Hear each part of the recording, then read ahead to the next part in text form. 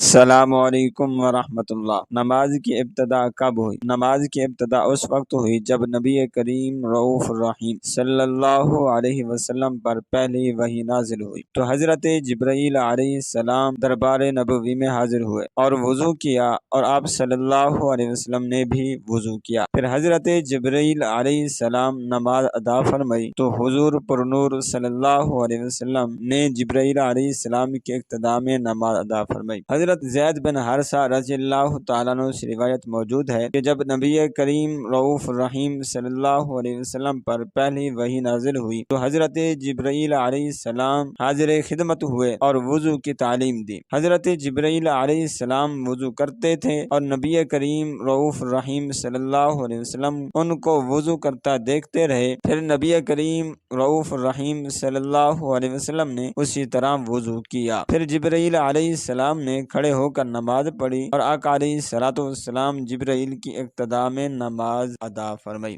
رب تعالیٰ سے دعا کرتے ہیں کہ خالق کائنات ہم سب کو نماز پنجگانہ باجماعت ادا کرنے کی توفیق نصیب فرمائے۔ آمین ثم آمین۔